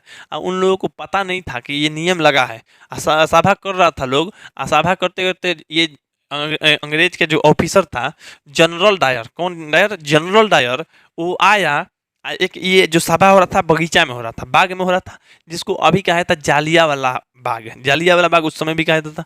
तो जालियांवाला बाग के पास आया, सैनिक से घेरवा दिया, सेना उसका मैंने पुलिस लोग घेर लिया। और जो वहाँ पे संकरा मार्ग था, संकरा मार्ग मैंने कुत्ता रास्ता जो होता है ना, मैंने बहुत पतला रास्ता, तो बहुत पतला रास्ता था, वहाँ पे टैंक खड़ा कर दिया, टैंक खड़ा कर दिया, कोई जा ना पाए बाहर, है ना, इस तरह से। पुलिस से माने बिना वार्निंग के, बिना चेतावनी से धड़ाधड़ गोलियां चलाने के लिए बोल दिया है, वो भी निहत्थे लोगों पे। और निहत्था लोगों पे किया तो वो लोग तो कोई घायल नहीं होगा, लेकिन लोगों को बहुत ही मरना पड़ेगा, नुकसान सहना पड़ेगा। तो गोलियां चलवा दी जिसमें 400 से अधिक व्यक्ति मारे गए और 2000 से अधिक घायल हुए। सोच सकते हैं 400 से अधिक लोग मारे गए। उनमें कुछ खास बात बताते हैं। जलियांवाला बाग था ना, तो उसमें बाग में एक कुआं था, बाग में एक कुआं था, आप लोग को बता रहे हैं। तो बाग में एक कुआं था, कुआं में लोग कूद गया, कुछ लोग कुआं में कूद गए। जैसे मान लीजिए कोई, जैसे मान लीजिए गोली चलने लगा कुआं में, कुआं मैंने जो बाग था ना, बगीचा चारों तरफ से घेरा गया था, मैंने घेरा हुआ बाग था, और उसके लिए पतला रास्ता था बाहर निकलने के लिए। तो वहां पे टैंके लगा दिए, तो बाहर कहाँ से निकलिएगा आप। अच्छा, वहां पे आप लोगों को एक कुआं था अंदर में, मैंने बगीचा में बीच में कुआं था। तो कुछ लोग जान बचाने के लिए जब गोलियां धड़ाधड़ धड़ाधड़ धड़ाधड़ चलने लगा, तो कुछ लोग सोचा कुआं में हम कूद जाते हैं, बच जाएंगे। लेकिन उसको देखा देखी अनेकों लोग कुआं में कूदने लगा। अब सोचिए नीचे वाला क्या हाल होगा। तो बहुत ही लोग मरा, यानी 400 लोग। सोच सकते हैं एक बगीचा में 400 लोग मर जाएगा और 200 लोग गोली खा के घायल रहेगा। तो ये बहुत बड़ा घटना हुआ। तो जलियांवाला बाग ये जो है बहुत बड़ा घटना हुआ था। इसी को ये जो मैंने घटना था, इसी को लेके एक वहाँ सभा में थे उधम सिंह, पंजाबी थे उधम सिंह। उधम सिंह अपना कसम खा लिए कि हम जनरल डायर को मार के रहेंगे। वो हम लोग के देश में आके गोली से मरवाया हम लोगों को ना, तो हम गोली से उसको भी मार के रहेंगे। तो मारने के लिए वो पढ़ने लगा बेचारा उधम सिंह। बेचारा क्या, मैंने उसको दिल से सैल्यूट है हम लोगों के लिए। वो पढ़ के, बढ़ई के काम करके, मेहनत करके, पैसा जुटा के, बंदूक जुटाए, गए लंदन में, वहां पे आज जाके आज जनरल डायर का एक सभा चल रहा था। वो लोग अपना मैंने कोई मीटिंग कर रहा था, मीटिंग नहीं था, मैंने कोई मतलब अनाउंसमेंट या फंक्शन पार्टी होता है, वहाँ पे फंक्शन था। वहाँ पे गया था ये मंच पे, मंच पे गया था, तो ये जनरल डायर मंच पे था, भाषण कर रहा था। तो वहीं पे ये गए उधम सिंह, गोली मार दी, 3 गोली मार दिए उनको। खुद सोच सकते हैं आप लोग कि उधम सिंह कितना अच्छा व्यक्ति थे कि भारत से जाके लंदन में उसको गोली मारे।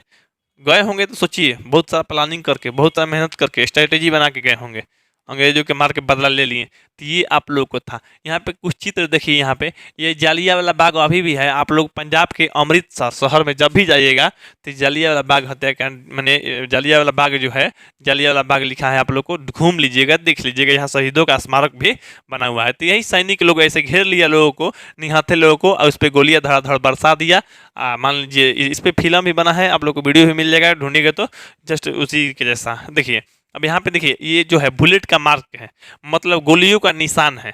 मतलब ये दीवार है, दीवार पे गोलियों का निशान है। यहाँ है आप लोग को दुगो, यहाँ है, यहाँ है, मतलब जहाँ जहाँ गोली मारा गया है ना, यहाँ है आप लोग को, वहाँ सफेद रंग से टिक लगा दिया गया है। तो ये अंग्रेजों द्वारा चलाई गई गोली थी। यहाँ पे ये कुआं है, कुआं को बंद कर दिया गया है। यहाँ पे खिड़की जैसा कांच के लगा दिया गया है, लोग देखता है, इसमें टूरिस्ट लोग घूमने जाता है। कुआं को बंद कर दिया गया है। ये जो रास्ता था बहुत कोतह रास्ता था, पतला रास्ता था, आप लोग देख सकते हैं, ठीक ना। तो यहाँ पे हर चीज़ आप लोग को दिखा दिए। तो आप लोग क्वेश्चन यहाँ पे करवा दीजिए। यहाँ पे क्वेश्चन है, जलियांवाला बाग हत्याकांड की जांच के लिए सरकार ने किस समिति का गठन किया था। तो आप कहिएगा सर अभी बताइए कि नहीं किए आप। तो सही बात है, नहीं बताएं, अब बताते हैं आप लोग को। देखिए अब घटना तो हो गया, लोग मर गया, ठीक है। इसको इनाम भी मिला, मैंने अंग्रेज लोग जनरल डायर को मारवाए ना गोली, लोगों को मारा, तो इनाम भी उसको दिया गया, प्रमोशन लोग कर दिया। अच्छा, प्रमोशन कर दिया, हर चीज़ हुआ। लेकिन यहाँ पे आप लोग देखिए कि जो सरकार से ये गांधी जी मांग किए, तो आप हमारे लोगों पे गोली क्यों चलाएं, आप क्यों ऐसे मारे निहत्थे लोगों को बिना चेतावनी के, बिना वार्निंग के। तो ये मतलब जांच कीजिए, इसके लिए क्या दिक्कत है, कौन दोषी है, किसमें गलती था। भारत के लोगों में गलती था, भारत के लोग पुलिस पे वार किया कि आपका पुलिस वार किया भारत के लोगों पे, क्या है, जांच कीजिए। तो जांच करने के लिए एक समिति का गठन किया जाएगा ना, तभी ना जांच करेगा जी। तो उसका नाम हंटर समिति रखा गया। क्या, हंटर समिति। तो जलियांवाला बाग हत्याकांड की जांच के लिए कौन सा समिति का सिलेक्ट किया गया, हंटर समिति। हंटर समिति यानी जो है ऑप्शन है आप लोग को, यहाँ पे हंटर नहीं है, इंटर है, तो हंटर हो जाएगा। आप लोग को गलती से इंटर हो गया है, हंटर समिति का गठन किया गया था। 10वां का आप लोग को आंसर हो जाएगा ऑप्शन नंबर ए, 10वां के ए हो गया। चलिए अब हम 11 नंबर प्रश्न को देखते हैं।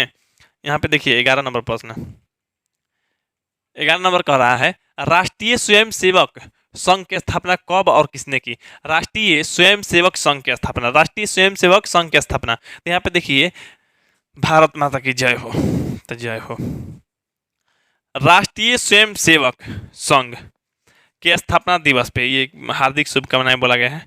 खैर इसके भारतीय जनता पार्टी इंदौर दिए गए हैं। तो आप लोग देखिए राष्ट्रीय स्वयंसेवक संघ, ये है संस्थापक जो है डॉक्टर केशव हेड गेवार हैं। डॉक्टर केशव हेड गेवार हैं। यहाँ पे कुछ पढ़ते हैं इनके डिटेल्स के बारे में।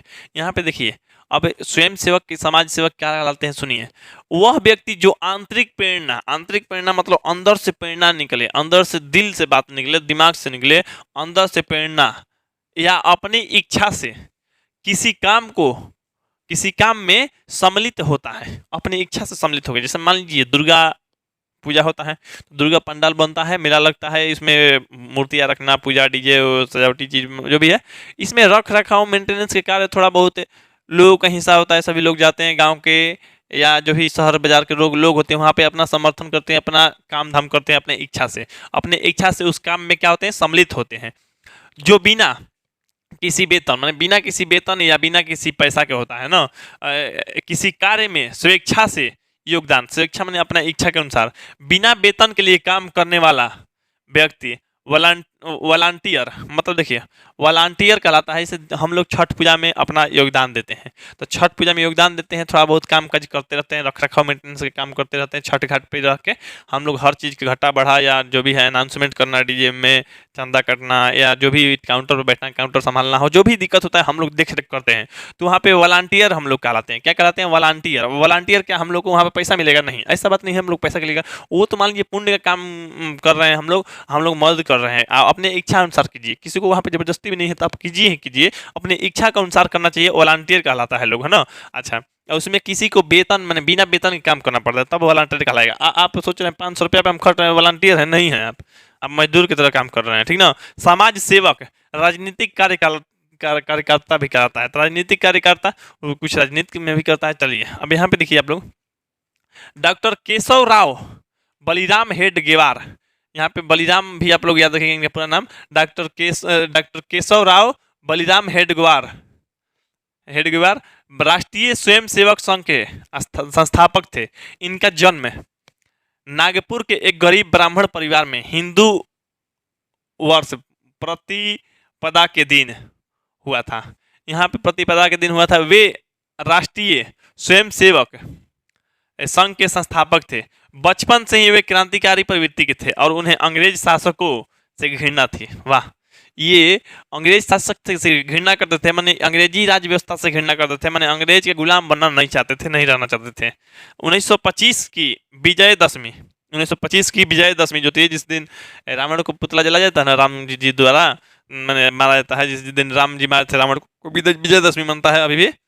तो 1925 की विजयदशमी पे संघ स्थापना करते समय डॉक्टर हेडगेवार जी का उद्देश्य राष्ट्रीय स्वाधीनता ही था।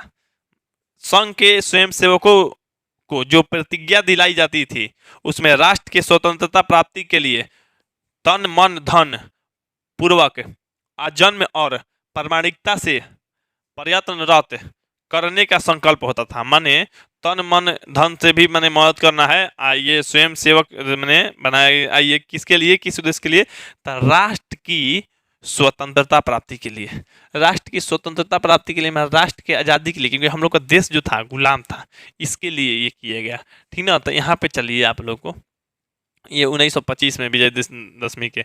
अब यहाँ पे देखिए राष्ट्रीय स्वयंसेवक मैंने समझिए, स्वयं मैंने अपने से, सेवक मैंने अपने से आप किसी को मदद कर रहे हैं, सेवा कर रहे हैं अपने से, इसमें सरकार की जरूरत नहीं है।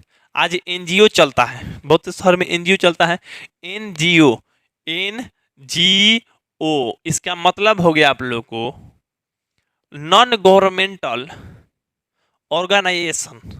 मतलब एनजीओ चला सकते हैं, मतलब सरकार इसे मदद नहीं करेगी, आप अपने समाज के कुछ धनी लोगों से पैसा लेके या चंदा के रूप में वो खुद इच्छा अनुसार अपन देता रहेगा और आप किसी अन्य लोगों को मदद कर सकते हैं, एनजीओ चला सकते हैं, ठीक ना। यहाँ पे देखिए 11 राष्ट्रीय स्वयंसेवक संघ की स्थापना कब और किसने की? तो राष्ट्रीय स्वयंसेवक संघ की स्थापना जो था कब हुआ और किसने किया? तो ये आप लोगों को 1925 के बी हेडगेवार थे। यानी आप लोगों को जो आंसर हो जाएगा आप लोगों को ऑप्शन नंबर बी हो जाएगा। तो 11 का आप लोग को बी हो गया। चलिए अब हम 12 नंबर प्रश्न को देख लेते हैं। यहाँ पे देखिए 12 नंबर प्रश्न। अब 12 नंबर कह रहा है सिपाही विद्रोह कब हुआ। अब देखिए सिपाही विद्रोह भी देखिए बहुत अच्छा खासा विद्रोह है। सिपाही विद्रोह कब हुआ आप लोगों को बताते हैं। देखिए सिपाहियों ने चर्बी वाले कारतूसों का प्रयोग करने से मना कर दिया। इसे ब्रिटिश अधिकारियों ने के द्वारा अवज्ञा का कार्य माना गया और उन्होंने सिपाहियों के लिए कठोर दंड देना शुरू कर दिए। इस प्रकार 1857 में विद्रोह हुआ। अब रुक जाइए बताते हैं, इतना पढ़ने से थोड़े होगा जब तक हम नहीं बताएंगे। अब यहाँ पे देखिए सिपाही विद्रोह, तो आप लोग को बताते हैं अंग्रेज जब था तो अंग्रेज में भारत के भी लोग पुलिस में काम करते थे, पुलिस था। तो भारत के लोग पुलिस था, इसमें हिंदू भी पुलिस था, मुस्लिम भी पुलिस था, आप सभी जानते हैं। तो उसमें एक बंदूक और राइफल लाया गया। तो राइफल में कारतूस जो था, कारतूस मतलब मुंह से इसे पकड़ के दांत से दबा के खींचना पड़ता था, तब घोड़ी चलता था, तब लोग मारता था। तो उसमें कारतूस का जो यूज किया गया वो सुअर की चर्बी का यूज किया गया, ऐसा लोगों का अफवाह था। यह सच्चाई भी थी, लेकिन मैंने यही बात था, यही बात हुआ था, ठीक ना। यही बात हुआ था कि यहाँ जो चर्बी की सुअर मैंने सुअर के चर्बी से बनाया गया कारतूस, उसका हम लोग मुंह से खींचेंगे। क्यों खींचे, मना कर दिया। मुस्लिम लोग भी मना किया और हिंदू लोग भी मना कर दिया, ठीक ना। तो मना किया, इसके लिए आप लोगों को सिपाहियों के लिए कठोर दंड देना शुरू कर दिया अंग्रेज लोग। और दंड दिया गया तो दंड जब देगा सिपाही को ही दीजिएगा आप। जैसे मान लीजिए हम पुलिस है, हम ही को लोगों को दंड देने लगेगा, हमारे जैसा हजारों लोगों को, तो हम लोग मिल जाएंगे, मिल के ओकरे के खिलाफ लड़ने लगेंगे। तो लड़ने लगा और तब जाकर 1857 का विद्रोह हुआ। 1857 में जब विद्रोह हुआ ना, तो पहला बार वो विद्रोह हो रहा था, माने अंग्रेज से लोग लड़ रहा था पहला बार, क्योंकि उसमें सैनिक लोग भी साथ था। पहला बार अंग्रेज से लड़े कब हम लोग, मेरे भारत के लोग 1857 में लड़े थे। और उसी में यहाँ पे आरा में जो है, बिहार के आरा में जगदीशपुर, यहाँ पे हम लोग से ज़्यादा दूरी नहीं है, बहुत नज़दीक में है आरा में जगदीशपुर। वो राजशाही परिवार के थे बीर कुंवर सिंह। बुढ़ारी में 80 वर्ष की बुढ़ारी में मतलब ये तलवार भांजने लगे। 80 वर्ष की उम्र में जागा जोश पुराना था। बहुत लोग कहते हैं वो वीर बलवाना था। किसी तब एक कविता है कि वीर कुंवर सिंह, मतलब अभी वीर कुंवर सिंह यूनिवर्सिटी आरा भी है, हम लोग का यूनिवर्सिटी है वीर कुंवर सिंह यूनिवर्सिटी है। तो बिहार के ही थे वो। 80 वर्ष की उम्र में तलवारबाजी चलाने लगे, तलवार कर चलाने लगे बुढ़ारी में भी, ठीक ना। अब चलिए यहाँ पे आप लोग को मंगल पांडे भी इसमें गोली चला दी अंग्रेजों पे। अंग्रेज पे पहला गोली चलाने वाले कौन व्यक्ति थे, मंगल पांडे थे, ये बात याद रखिएगा। मंगल पांडे अंग्रेज पे पहला गोली चलाने वाले व्यक्ति थे अंग्रेजों पे। अब देखिए आप लोग 1857 के विद्रोह को सिपाही विद्रोह के नाम से भी जाना जाता है। बिहार के मंगल पांडे ने बैरकपुर छावनी में अंग्रेज अफसरों पे गोली दागकर इस विद्रोह को शुरू किया। अंग्रेज के जो मैंने ऑफिसर है, अफसर, उस पर क्या किया, गोली दाग दिया बैरकपुर छावनी में। बैरकपुर छावनी में 1857 का विद्रोह देश का सबसे बड़ा विद्रोह था। तो जल्द ही देश को कोने कोने में फैल गया ये विद्रोह, देश के कोने कोने में फैल गया। इस विद्रोह ने भारतीय स्वतंत्रता संग्राम को गति दी। भारतीय स्वतंत्रता संग्राम माने आज़ादी के लिए, अब यहाँ से ही लोग लड़ना शुरू कर दिया।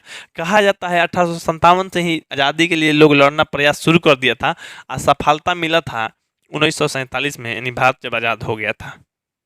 आप लोग खुद समझ सकते हैं। चलिए अब यहाँ से देखिए इसमें क्यों लड़ रहा था, तो क्यों की बात बता दिए, लेकिन फिर भी बताते हैं आप लोग। एक अफवाह यह फैल गई कि नई एनफील्ड राइफल था। राइफलों के कारतूसों में गाय और सुअर की चर्बी का प्रयोग किया जाता है।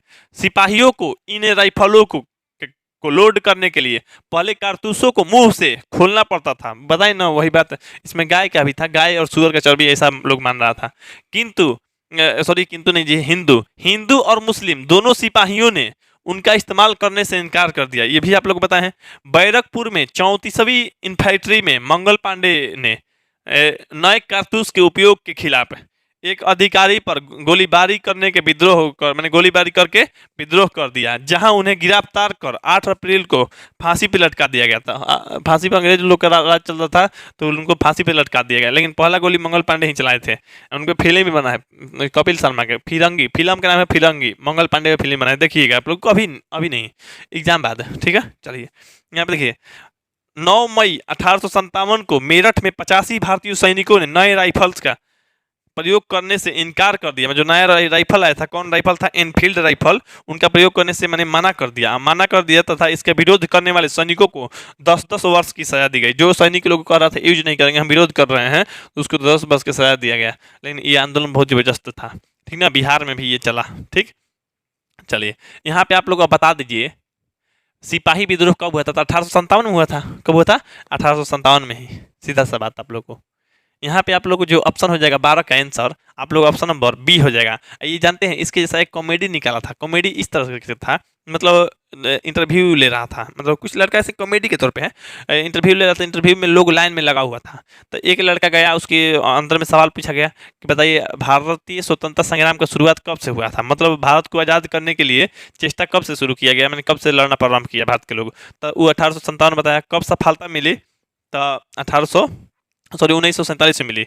इस तरह से बता दिया। तो व्यक्ति इंटरव्यू देके बाहर आया था, एक लड़का पूछा ना उससे, ये आपसे कौन सा क्वेश्चन पूछा कि क्या आंसर ये दिए? तो कहा ना आंसर हम दिए कि जो कोशिश तो 1857 से चल रही थी, लेकिन हम लोग को रिजल्ट या सफलता मिली 1947 में। फिर जाके इससे पूछ लिया ना, मैंने दूसरा लड़का गया इंटरव्यू देने, तो उससे पूछ गया गांधी जी का जन्म मैंने कब हुआ? तो कहा ना कोशिश तो 1857 से ही चल रही थी, लेकिन 1947 में जाके सफलता मिला, मतलब गांधी जी का जन्म हुआ। आप सोचिए उस इस तरह से कॉमेडी के जैसा बता दिया है। खैर जो भी, कोशिश उतना ऐसा थोड़ा है कि कोई इंसान को जन्म कराने के लिए 90 बरस की कोशिश करेगा। 1857 में कोशिश चला, 1947 में जाकर आज़ाद होगा 90 बरस के बाद। खैर देश आज़ाद हुआ था 90 बरस के बाद, है ना। लेकिन गांधी जी के जन्म में पता ना का दिन के प्रयास में हुआ होगा। यहाँ पे देखिए जो सिपाही विद्रोह है कब हुआ था? तो 1857 में हुआ था। 12 का जो आंसर हो जाएगा आप लोग ऑप्शन नंबर बी हो गया। चलिए अब 13 नंबर यहाँ पे प्रश्न देखिए। देखिए 13 नंबर प्रश्न कह रहा है आप लोग को, फूट डालो और राज करो की नीति किसने अपनाई? तो फूट डालो और राज करो, यहाँ पे देखिए आप लोग को भी बताते हैं। आप लोग अपने भाई में, परिवार में, माने दोस्त में, या गर्लफ्रेंड बॉयफ्रेंड में, या समाज में आप लोगों को कोई तोड़ सकता है। कब? फूट डालो और राज करो की नीति अपना के आप लोगों को अलग करा देगा और राज करेगा, मस्ती करता रहेगा। तो इसलिए आप लोग अपने आप को, अपने फैमिली, अपने दोस्त लोग को बचा के रखिएगा। टूटिएगा मत, टूटिएगा ना तो बहुत दिक्कत होगा, इसलिए जुटा हुआ रहना चाहिए। वैल्यू भी कम हो जाता है अगर टूटने से। अंगूर का गुच्छा में जो अंगूर होता है बहुत महंगा मिलता है, और जो टूटा हुआ अंगूर होता है वो सस्ता मिलता है। तो समझ सकते हैं। तो टूटिए मत, आप लोग भी जुटे रहिए, सबल रहिए, मजबूत रहिए। तब फूट डालो और राज करो, ये अंग्रेज लोग कहता था, इसी तरह से राज भी करता था हिंदू मुस्लिम को लड़वा के। सन 1905 में लॉर्ड कर्जन ने मुस्लिम बहुल वाले प्रांत का सृजन करने के उद्देश्य से भारत में बंगाल को 2 भागों में बांट दिया। आप लोगों को पता है भारत को बंगाल में 2 भागों में बांट दिया गया। इतिहास में इसे बंग भंग के नाम से भी जाना जाता है। यह अंग्रेजों की फूट डालो और राज करो की नीति का ही एक अंग है। माने ये बंगाल को 2 भागों में बांट दिया गया। आप लोगों को पता है ना, तो बंगाल को 2 भागों में बांटा गया था 16 अक्टूबर 1905 को। हाँ, 16 अक्टूबर 1905 को बांटा गया था। तो ये क्या था? तो वो यही चाहते थे कि फूट डालो और राज करो। फूट डालो मैंने तोड़ दो और राज करते रहो, मैंने एक मुस्लिम कंट्री बना दो और लड़ता रहेगा, दोनों अपने में लड़ते रहेगा, हम राज करते रहेंगे। ये अंग्रेज लोग का नीति था। मैंने फूट डालो और राज करो की नीति था। तो किसका नीति था? तो अंग्रेजों का था। मैंने अंग्रेजों ने ये नीति अपनाई। तो यानी जो 13 का आंसर हो जाएगा आप लोग को ऑप्शन नंबर ए हो जाएगा। तो चलिए अब हम 14 नंबर प्रश्न को देख लेते हैं। चलिए यहाँ पे अब देखिए 14 नंबर जो प्रश्न है कह रहा है भारतीय राष्ट्रीय कांग्रेस के पहले अध्यक्ष कौन थे? तो देखिए भारतीय राष्ट्रीय के पहले अध्यक्ष माने प्रथम अध्यक्ष या पहले अध्यक्ष, तो सबसे पहले भारतीय राष्ट्रीय कांग्रेस के बारे में पढ़ते हैं। यहाँ पे जान लीजिए इनको WC बनर्जी कहा जाता है, नहीं तो बेमेश चंद्र बनर्जी। बेमेश चंद्र बनर्जी 29 जुलाई 1844 को इनका जन्म, 21 जुलाई 1906 का इनकी मृत्यु हुआ था। ये फोटो देख सकते हैं, अजीब का ये दाढ़ी रखे हैं जी, लेकिन ये क्या थे? प्रथम अध्यक्ष थे। कौची के? तो भारतीय राष्ट्रीय कांग्रेस के, जो कांग्रेस के नेता बनना चाहते हैं राहुल गांधी, उनके ये प्रथम अध्यक्ष थे। अध्यक्ष थे मतलब नेता नहीं, अध्यक्ष थे। उनके द्वारा मैंने कांग्रेस के द्वारा तो प्रथम प्रधानमंत्री बने थे जवाहरलाल नेहरू। ठीक ना। यहाँ पे देखिए भारतीय राष्ट्रीय कांग्रेस की स्थापना 72 प्रतिनिधियों की उपस्थिति के साथ 28 दिसंबर 1885 को बम्बई, मैंने इसे मुंबई अब कहा जाता है, मुंबई के गोकुल दास तेजपाल संस्कृत महाविद्यालय में हुआ था। इसके संस्थापक महासचिव जनरल सेक्रेटरी एओ ह्यूम थे।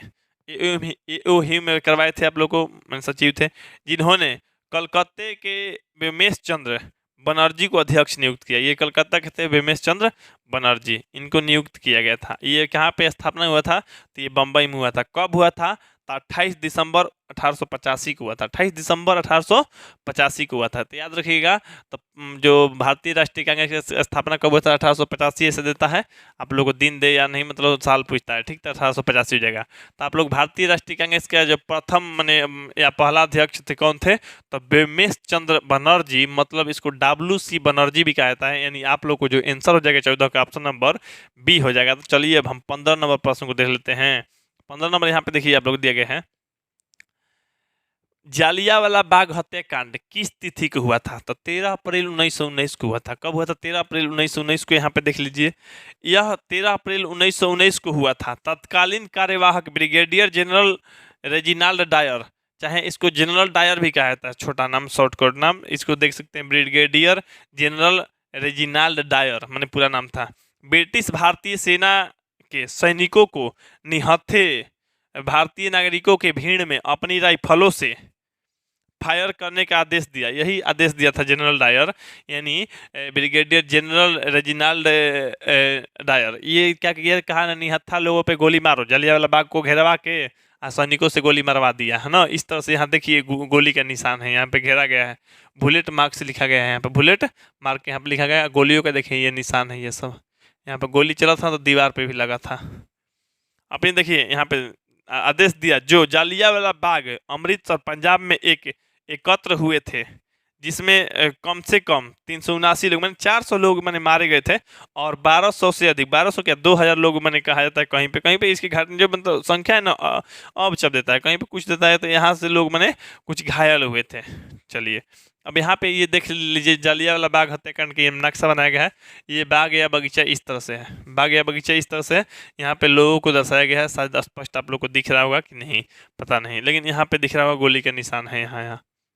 अब देखिए, तो ये घटना हुआ था 13 अप्रैल 1919 को, यानी 15 का जो आंसर हो जाएगा आप लोग को ऑप्शन नंबर ए। चलिए अब हम 16 नंबर प्रश्न को देख लेते हैं। देखिए 16 नंबर कह रहा है आप लोग को, टीपू सुल्तान कहाँ के शासक थे? अब देखिए टीपू सुल्तान कहाँ के शासक थे, यहाँ पे आप लोग देखिए, आप लोग को एक बात बता देना चाहते हैं। अगर जो स्टूडेंट मेरे से लाइव क्लास करना चाहता है, जिससे मान लीजिए आप लोग को कहीं पे पढ़ने के लिए तो मिला नहीं होगा, बस मेरा वीडियो देख रहे हैं, क्वेश्चन आंसर होला तो समझ रहे हैं इतना। आप लोग जब इतिहास से बुक से पढ़ाते हैं या PDF से जब पढ़ाते हैं तो इतना मन लगेगा पढ़ने में। ऐसे नहीं पढ़ाते हैं, पढ़ाई अलग चीज़ है, पूरा PDF पढ़ेंगे तब हम लोग, इतना क्वेश्चन आंसर है BBD का। आप लोग को जब हम पढ़ाएंगे ना इतिहास, तो एकदम अजब तरीका से आप लोग को समझ में आएगा।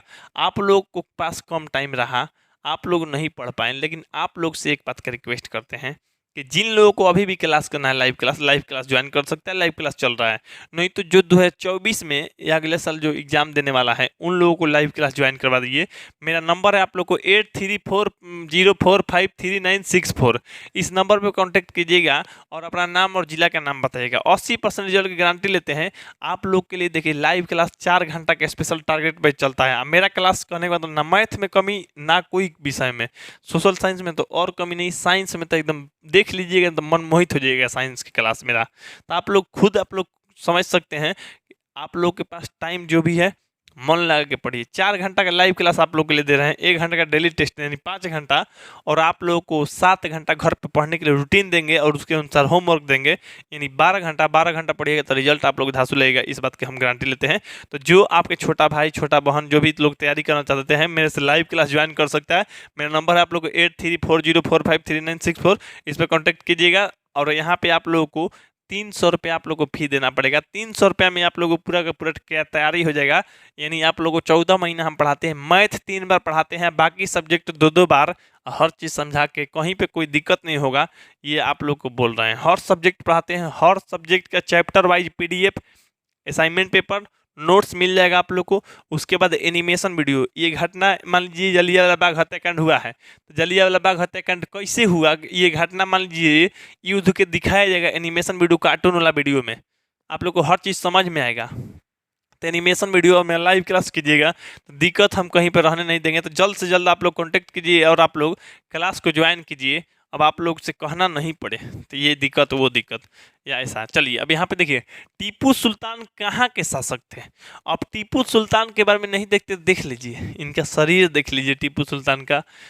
यहाँ पे इनका तलवार देखिए, स्पेशल किस्म का तलवार था इनके पास। यहाँ पे देखिए आप लोग, टीपू सुल्तान के पिता मैसूर साम्राज्य के एक सैनिक थे। मैसूर साम्राज्य के क्या थे? सैनिक थे। लेकिन अपनी ताकत के बल पे वे 1761 में मैसूर के शासक बने। अपने ताकत के बल पे, मान लीजिए सैनिक हैं, बहुत ज़्यादा परिश्रम करेंगे, बहुत ज़्यादा मैंने दिमाग चलाएंगे, तो उनको मैसूर का शासक बना दिया गया 1761 में। टीपू सुल्तान, और भी बात कहा जाता है, टीपू सुल्तान हैदर अली और उसकी पत्नी का फातिमा फखर उन निसार के सबसे बड़े बेटे थे। टीपू सुल्तान का जन्म एक मुस्लिम जाट परिवार में हुआ था। मुस्लिम परिवार में हुआ था। चलिए, 93 सेंटीमीटर लंबी तलवार बेहद दुर्लभ तलवार है। दुर्लभ मने इसको चलाना मुश्किल है। देख लीजिए, टीपू सुल्तान 93 सेंटीमीटर का ये तलवार रखते थे। 93 सेंटीमीटर का ये तलवार रखते थे। 93 सेंटीमीटर की लंबी तलवार, ये बेहद दुर्लभ तलवार है, मतलब सब लोग नहीं चला सकता है। जिसकी कांसे की मुठ पर बाघ का सिर बना हुआ है। कांसे की मुठ पे देखिए बाघ का सिर है, यहाँ पे बाघ का सिर है, बाघ का सिर बना हुआ है। इस तलवार के बारे में लिखा गया है कि इस तरह का बाघ के सिर वाले मुठ के तलवार बेहद कम है, और मुठ पे बाघ का निशान होने का मतलब ये समझा जाता है कि इनके तलवार टीपू सुल्तान की निजी तलवारों में रही होगी। मैंने कहने का मतलब है, तलवारों में निजी तलवार, स्पेशल तलवार था इनका। ये तलवार चलाना मुश्किल था, फिर भी टीपू सुल्तान रखते थे, चलाते थे ये तलवार। आप लोग सोच सकते हैं, ठीक ना। तो ये शेर ए हिंद टीपू सुल्तान, यही है टीपू सुल्तान का चित्र, आप लोग देख सकते हैं।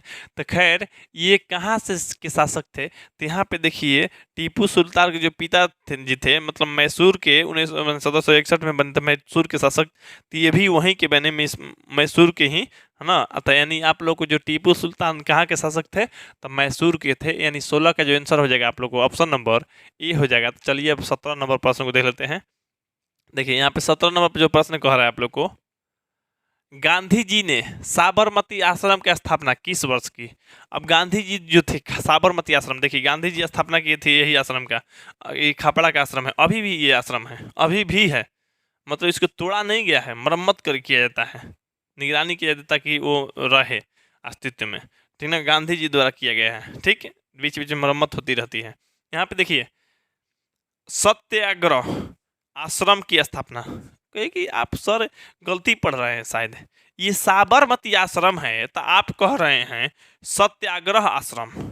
सत्याग्रह आश्रम, तो ये देखिए आप लोग का नाम सत्याग्रह आश्रम ही था जब शुरू बनाए थे। तो सत्याग्रह आश्रम की स्थापना सन 1915 में अहमदाबाद के कोचरब नामक स्थान में महात्मा गांधी द्वारा हुई थी। सन 1917 में यह आश्रम साबरमती नदी के किनारे वर्तमान स्थान पर स्थानांतरित हुआ, और तब से साबरमती आश्रम कहलाने लगा। माने ये जो बना था जब 1915 में अहमदाबाद के कोचरब नामक स्थान पे, तो उसका नाम था सत्याग्रह आश्रम। क्या था? सत्याग्रह आश्रम। लेकिन 1917 में 2 साल के बाद स्थानांतरित कर दिया गया, बदल दिया गया स्थान इसका, तब बदला गया, तो साबरमती आश्रम के किनारे बनाया गया, साबरमती नदी के किनारे बनाया गया, तो इसलिए इसका नाम पड़ गया साबरमती आश्रम। क्या? साबरमती आश्रम। लेकिन इसका निर्माण कब हुआ था? तो 1915 में हुआ था। यानी सीधा सीधा इसका आंसर आप लोग को क्या हो जाएगा? तो गांधी जी द्वारा साबरमती आश्रम का स्थापना किस वर्ष किया गया था? 1915 में। यानी ऑप्शन नंबर आप लोग को सी हो जाएगा। तो 17 का सी हो गया। चलिए अब हम 18 नंबर प्रश्न को देख लेते हैं। यहाँ पे देखिए, 18 नंबर प्रश्न कह रहा है आप लोग को, ब्रह्म समाज की स्थापना किसने किया? ब्रह्म समाज। यहाँ पे देखिए ब्रह्म समाज, तो सबसे पहले देखिए, ब्रह्म समाज भारत का एक सामाजिक धार्मिक आंदोलन था जिसने बंगाल के पुनर्जागरण युग को प्रभावित किया। इससे प्रवर्तक राजा राम मोहन राय, जो प्रवर्तक थे इसका, माने यही माने लाने वाले थे, बताने वाले थे, प्रवर्तक माने राजा राम मोहन राय अपने समय के विशिष्ट समाज सुधारक थे।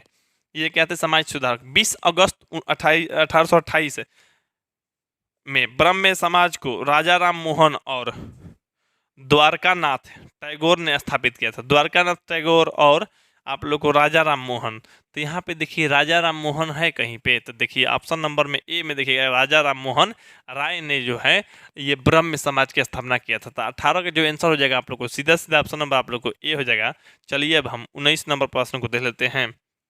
यहाँ पे देखिए 19 नंबर कह रहा है, वेदों की ओर लौटो के नारा किसने दिया?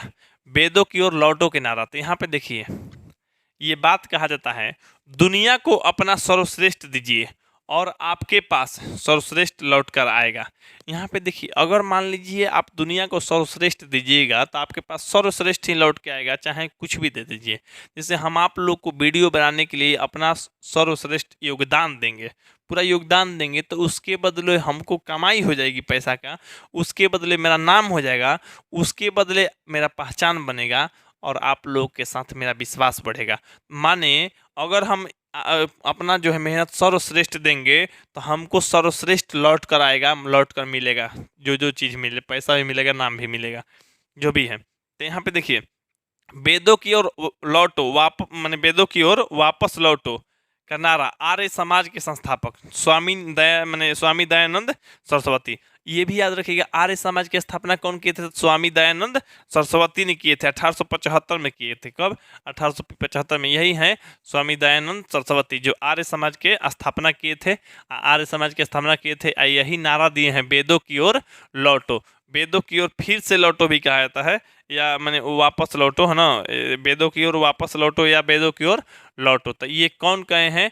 तो ये आप लोगों को कहे हैं सीधा सीधा स्वामी दयानंद सरस्वती। स्वामी दयानंद सरस्वती जो है आप लोग ऑप्शन नंबर ए में है, तो 19 के जो आंसर हो जाएगा आप लोग को, आंसर हो जाएगा ए, यानी दयानंद सरस्वती। तो वेदों की ओर लौटो के नारा कौन दिया? तो दयानंद सरस्वती, यानी 19 का ए हो जाएगा। चलिए अब हम 20 नंबर प्रश्न को देख लेते हैं। चलिए यहाँ पे देखिए आप लोग, इस वीडियो को लास्ट प्रश्न यानी 20 नंबर। अब 20 नंबर जो है आप लोग को इस वीडियो को लास्ट प्रश्न है। लास्ट प्रश्न देने से पहले आपसे रिक्वेस्ट है, वीडियो को लाइक और चैनल को सब्सक्राइब कर लीजिए और वीडियो को शेयर कर दीजिए सभी लोगों के पास। और आप लोगों से रिक्वेस्ट है, सभी लोगों से रिक्वेस्ट है, आप लोग अपने जो भी आसपास के स्टूडेंट लोग हैं, आप लोग से जूनियर है, आप लोगों को उन लोगों को जानकारी देना है लाइव क्लास के बारे में। लाइव क्लास वो लोग जानकारी लेके आप लोग से पढ़ सकते हैं, क्योंकि आप लोग जानते हैं मेरे बारे में, मेरे से विश्वास जुड़ा होगा, जो लोग मेरा वीडियो देखता होगा रेगुलर, सबको पता होगा। तो उनको बोलिएगा लाइव क्लास ज्वाइन करना है, तो उनको नंबर दे दीजिएगा 8340453964।